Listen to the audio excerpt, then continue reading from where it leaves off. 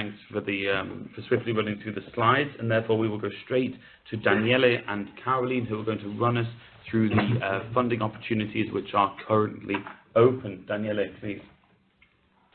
Thank you, Adrian. So thank you and welcome back. So now we enter more into a session which we try to show you in a few slides something concrete on how to possibly get some funding to contribute to the open data infrastructure and including the use of the context broker.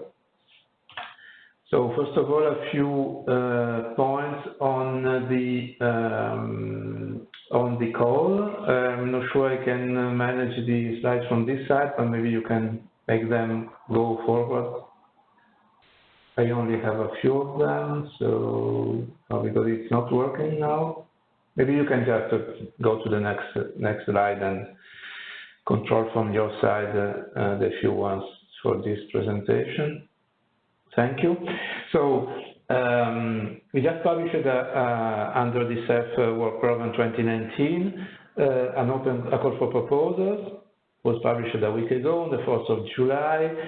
There is still some time to participate.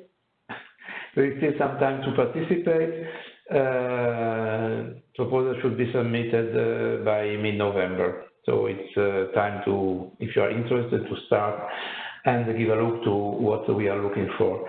There is an overall budget of 5 million euro.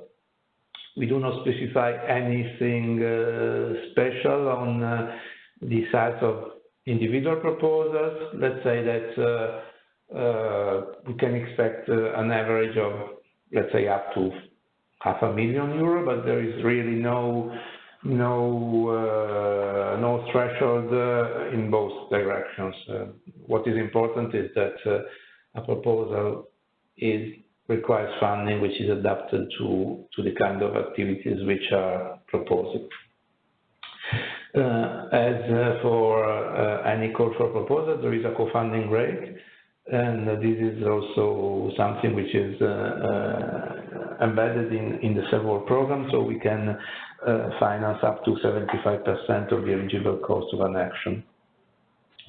As a duration, again, there is not really a specific recommended duration, but we would like to have, can we go back maybe? We would like to keep proposals not longer than 3 years. After the closing on the 14th of November, there will be the evaluation taking place between January and, let's say, at the latest February 2020 for an expected start of the selected proposals, let's say, mid-2020. There are some basic rules, not very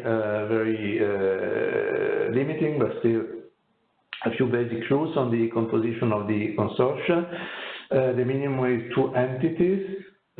One of the two, at least, should be a public organization, which means that the other one, can take control, which means that the other one can be again another public organization, but also a private company, if necessary and appropriate to the action.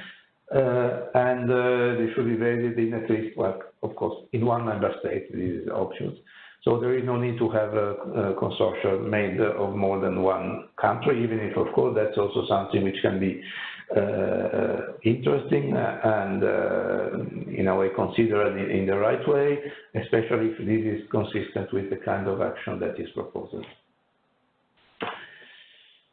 The next slide, I maybe can move it. So here it is. So what are the main objectives of this call? We already made some calls in the past, and they are all basically addressing the same issue. Supporting the increase of available open data generated by member states, or the improvement of already existing data sets which are made interoperable across borders or across domains, that are enriched in terms of quality, of metadata, and so on. Since let's say so far the core A component of the Open Data Platform is the European Data Portal, which, as I said before, is meant to make available, make known what kind of data are available. What we recommend is that proposers take profit of the fact that there are data available there. It could be combined with other data which are not yet made available to the portal, and at the end of the action, the resulting data sets are fed back into national and then European open data portals. The domains which are addressed by the actions are in general those which need, as I said, further improvement in terms of content, interoperability, and quality. And would also like to, if possible, to that this contribute to the improvement of existing national or even regional data platforms. In the next slide, so a bit more in detail, what are the specific issues which should be addressed by a proposal?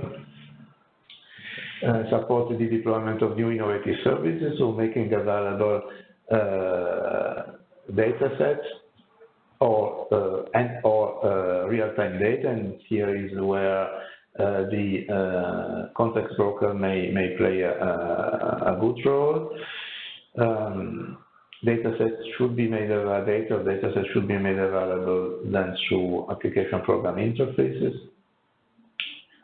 not only through the European Data Portal and the National Data Portal, but also directly through APIs, because this is a way of facilitating their reusability.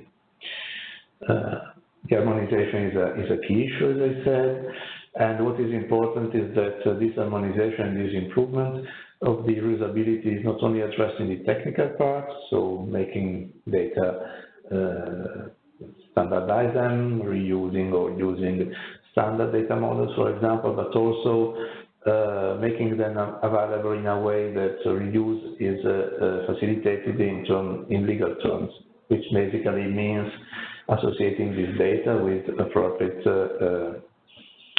reuse licenses. For the easiest thing would be to make them available under Creative Commons licenses. If this is not possible, it's important that in any case there is a clear license associated to this data so that the user knows in which way they can reuse this data and under which conditions. The domains which should be addressed in terms of, let's say, kind of domains. Since our legal basis is the Open Data and Public Sector Directive, we are addressing as a priority those 6 domains listed in the directive that are a broad number of domains, of course. We cover almost everything, but still, as a priority, we would like to see a contribution to the domains of geospatial, source collection and environment, meteorological data, statistics, companies and company ownership, like business registers, and mobility. Other categories, as it is written in the call, can also be considered, so we are not 100% limiting to these 6 categories, but they must be duly justified, showing what is the relevance and what will be the impact on the market. The reuse of data must be facilitated, as I said already, so through the facilitated access through APIs. And it's also important to show and to try to demonstrate the impact of the action, and also to define at the level of the proposal already some KPIs which could be used then to measure this impact.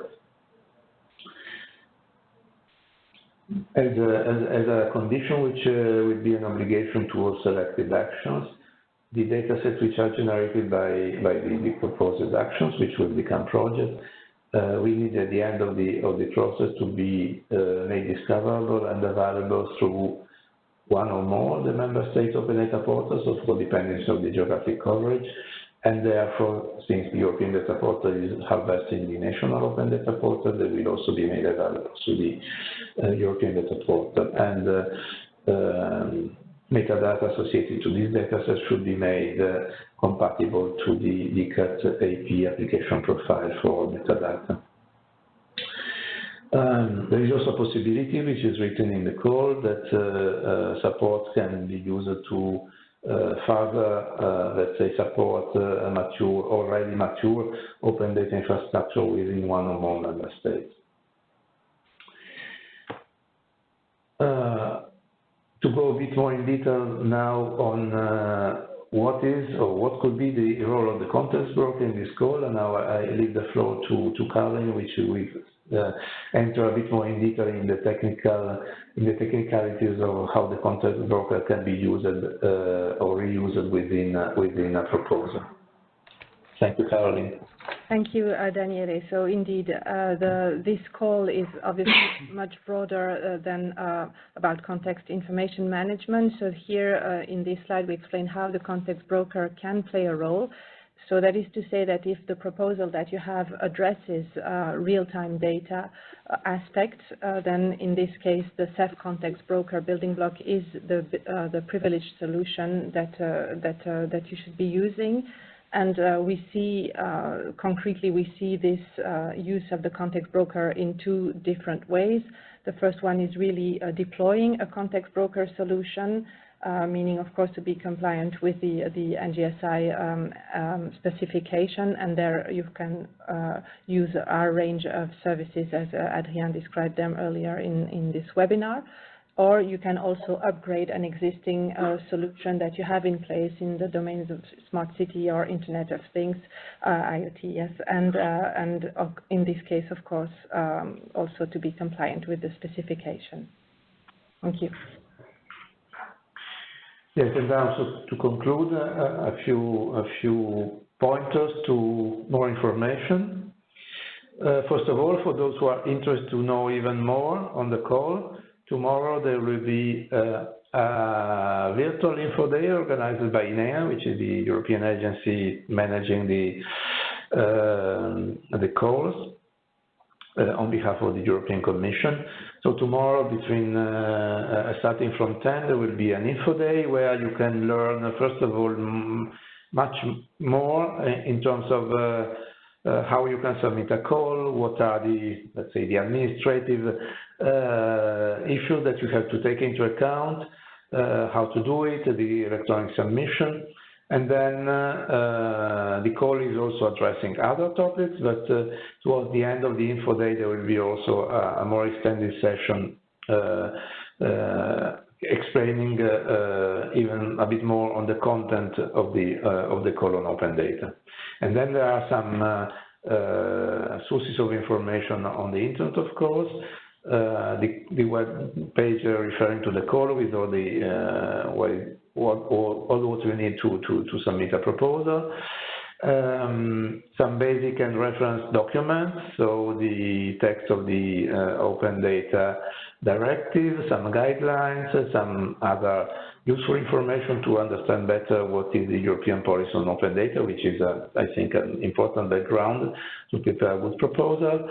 And the European Data Portal, which I mentioned several times, which is out there with its specific URL. So thank you for your attention, and of course questions which can submit now or later on.